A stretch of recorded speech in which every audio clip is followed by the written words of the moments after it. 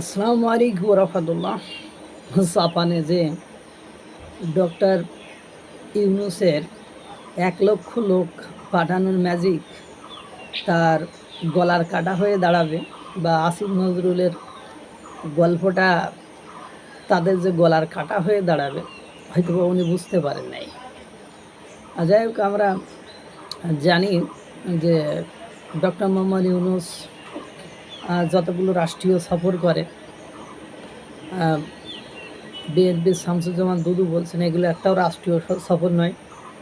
ওনাকে কেউ আমন্ত্রণ করেছে আমার জানা নেই, বা দুলাল নামে এক ব্যক্তি, তিনি বলেছেন যে ওনাকে কেউ দাওয়াত করে না, উনি নিজে থেকে যায়, রাষ্ট্রীয় সফরের নাম করে দেশের টাকা খরচ করে, ইত্যাদি ইত্যাদি। এবং আপনারা জানেন সেখানে গেলে কত ম্যাজিকের গল্প শোনা যায়, কিন্তু সেই ম্যাজিকগুলো মূলত ডক্টর মোহাম্মদ ইউনুসের ম্যাজিক নয়, এগুলো আওয়ামী লীগালরা করে গিয়েছে, আর সেইগুলোই উনি এখন প্রচার করে তার ম্যাজিক হিসাবে চালাতে চায়। কিন্তু ম্যাজিকের শেষটা কখনোই ভালো হয় না, সে ম্যাজিক সব ব্যর্থ হয়, ব্ল্যাক ম্যাজিক সব ব্যর্থ হয়ে যায়। ডক্টর মোহাম্মদ ইউনুস শেষে এই বিষয়গুলো নিয়ে হতাশার সাগরে নিমজ্জিত হন।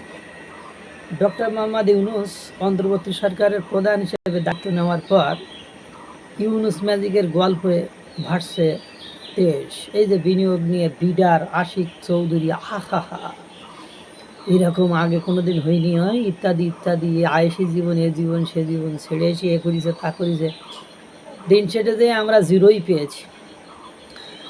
কথায় আছে কাজের গরু কিতাবে আছে, খোয়াড়ে নাই, প্রবাদটি ধীরে ধীরে সত্যি হয়ে যাচ্ছে। অর্থাৎ কিতাবে আমরা অনেক কিছু, মুখে মুখে মিডিয়ায় আমরা অনেক কিছু ডক্টর মোহাম্মদ ইউনুসের এ করছে তা করছে, এ হয়েছে তা হয়েছে শুনিয়ে একেবারে আমরা মানে একাকার করে ফেলছে। কিন্তু সত্যিকার অর্থে ওই যে গোয়াল কাজের গরু কিতাবে বই পুস্তক আছে যে আমরা এত গরুর মালিক, খোয়াড়ে যেই দেখি যে সে গরু নেই। ওই যে আমরা ছোটকাল থেকে পড়েছি গ্রন্থগত বিদ্যার পরহস্তে ধন, নহে বিদ্যা নহে ধন হলে প্রয়োজন। অর্থাৎ এই গ্রন্থগত বিদ্যার এই ধনগুলো সব পরহস্তে, বাংলাদেশের কাছে এখনও কোনো কিছু আসেনি, একদম অন্তঃশ্বাস শূন্য গল্প ছাড়া এগুলো আর কিছুই নাই। তাই এগুলো হচ্ছে সরকারের পক্ষ থেকে যেসব ম্যাজিকের গল্প শোনানো হচ্ছে, সেগুলোর বেশিরভাগের দেখা মিলেনি। আবার আওয়ামী লীগ আমলের অনেক বিষয়কে প্রচার করা হচ্ছে ডক্টর ইউনুসের সাফল্য হিসাবে। আপনারা জানেন চীনে যেসব চুক্তি করেছিল, এইসব চুক্তি নিয়ে আগে থেকেই আপনার আওয়ামী লীগের সাথে কথাবার্তা হয়েছিল। কাতারের সাথে যে চুক্তির কথাগুলো বলা হয়েছে যে কত হাজার সৈন্য বা কতশো সৈন্য স্থায়ীভাবে তারা নেবে, এটাও আওয়ামী লীগের আমলে করা চুক্তি ছিল।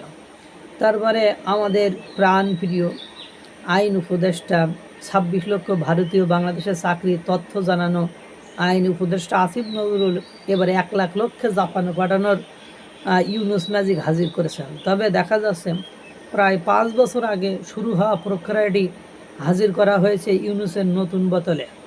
এমনকি জাপানের কাছ থেকে যে আর্থিক সহায়তা পাওয়ার চুক্তির কথা বলা হচ্ছে, সেগুলোর সমঝোতা চূড়ান্ত হয়েছিল আওয়ামী লীগ আমলে।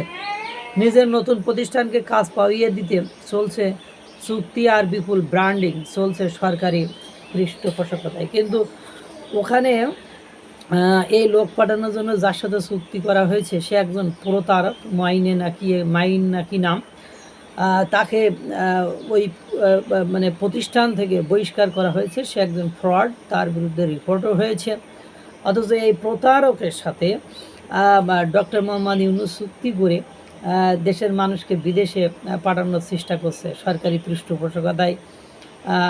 তখন ডক্টর মোহাম্মদ ইউনুসের মতো ব্যক্তি যখন এই ধরনের প্রতারকের সাথে কমিউনিকেশন করে বা বিদেশে লোক পাঠানোর সুযোগ সুবিধা নিতে চায় বা দিতে চায়, তখন একটা দেশের নৈতিকতার, স্বচ্ছতার, প্রতারণার মধ্যেই পড়ে যায়। তখন এই দেশটা নিয়ে অন্য দেশের ধারণাটা কী হতে পারে।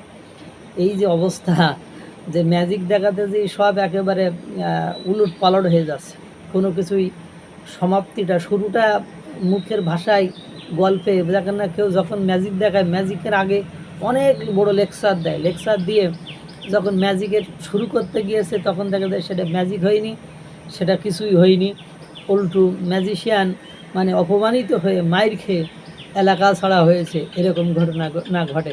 আল্লাহ তাআলা সকলকে ভালো রাখুক, সুস্থ রাখুক। আসসালামু আলাইকুম ওয়া রাহমাতুল্লাহ।